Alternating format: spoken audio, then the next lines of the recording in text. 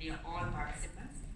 Thanks a lot for inviting me speaking at this session. I'm Anuka De Silva. I am a peasant woman and I practice agriculture. I represent Movement for Land and Agriculture Reform in Sri Lanka, member of Via Campesina. And speaking on behalf of the International Planning Committee on Food Sovereignty, IPC. The IPC is the world's largest alliance of small-scale food producers, including peasant,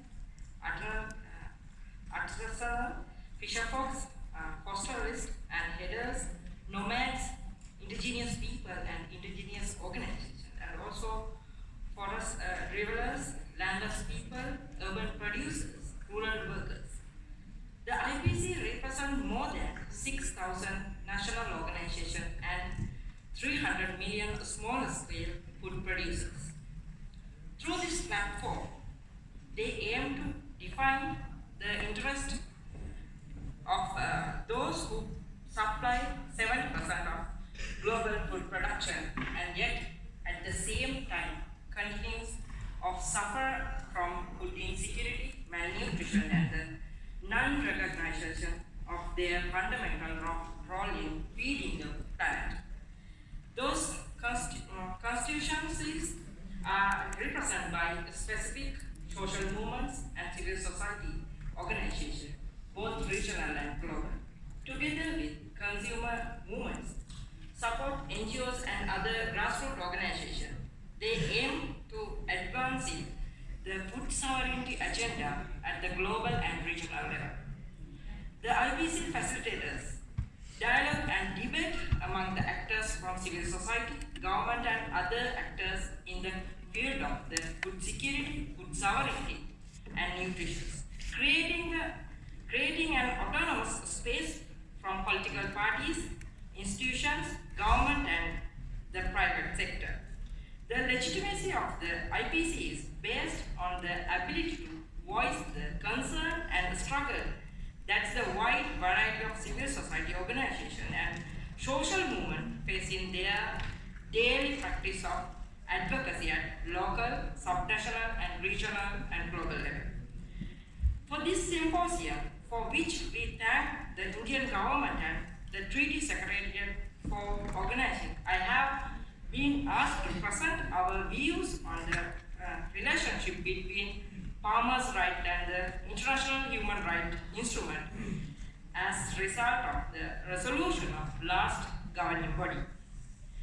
In the last 2 decades, we had witnessed many advancements in the human rights instrument, and the United Nations Declaration on the right of international indigenous people like UNDRIP, and the United Nations Declaration on the right of peasants and other peoples working in rural areas, UNDROP. In this time, we would like to address some comment and points on reflection about the 2 global instruments. UNDROP. UNDROP provides a specific element on seeds and farmers' rights, which are at the heart of the treaty discussions. UNDROP dedicates an entire title on the right to seeds. However, given that UNDROP is not legally binding, we can consider it as a political declaration which has its values. Consequently, it is also important to remember that we need to go beyond UNDROP. The treaty itself in Article 9 and 12.3.d can be effectively already in line with the UNDROP text. Therefore, as far as UNDROP is concerned, the Article 9 of the treaty should enable the farmer to do their work and guarantee their rights.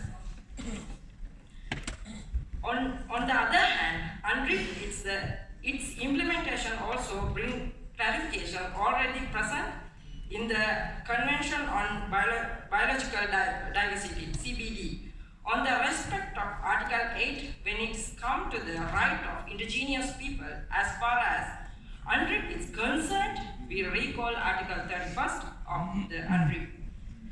Indigenous people have the right to conserve, control, protect develop their cultural heritage, traditional knowledge, and traditional cultural expressions, as well as the manifestation of their science, technologies, and cultures, including human and genetic resources, seeds, medicine, knowledge of the priority of fauna and flora, oral traditions, literatures, design, traditional sports and game, and visual and performing art.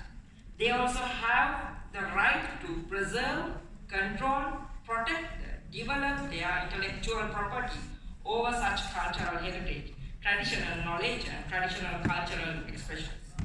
Article 20, 25, and 26 of UNDRIP are also directly linked the right of indigenous peoples and including indigenous farmers. The main issue remains the proper implementation of the treaty provisions, which is linked to the important work of recognized Article 9 as a binding article. In this context, it also important to recall the Montreal Global Biodiversity Framework adopted last year by the Convention of Biological Diversity. In this text, farmers are not mentioned, but this is in opportunity to take the advantage of this text and the implementation of Article 9 to the Global Biodiversity Framework. As an important element of the new framework. For these reasons, we would like to address few comments in this context of the symposium to enable the discussion. First, in order to be coherent, the inline which the provisions of UNDRIP and UNDRIP state should implement all the articles of the treaty and not only the part of them. On this end, state must include in their national legislation three important provisions that would protect farmers' rights and implement correctly Article 9 of this treaty. I like to target 4 points also. One, the recognitions that any digital sequence information, DSI, contained in the plant genetic resource is the genetical resource subject to the obligation of the CBD and the treaty. Point 2. The prohibition of the all intellectual property right relating to the plant genetic resource, their genetic plants or component, including the digital sequence information they are concerned. Point 3. And finally, the prohibition of any intellectual property right or other rights that undermine the collective right of peasant and indigenous people to protect their traditional knowledge and to save, use, exchange, sell their farm-saved seeds. Number 4, the state must seek the discover of the source material and their geographical origin of the source material from which the DSI is restricted if IPR application is relating to the plant variety developed using such DSI. The second important aspect we would like to address is this need to also include the aspect of farmers and indigenous people's right on their seed in this implementation of the Kunming and Montreal Global Biodiversity Framework. Finally, UNDRIP is the important statement, but its inclusion in the treaty resolution not to be a reason of the not respecting the implementation of all treaty provisions. In conclusion, in order to the coherent with all the human rights instrument, we would not look at changing the treaty. We should just look at implementing correctly all provisions contained in the treaty, including the Article 9.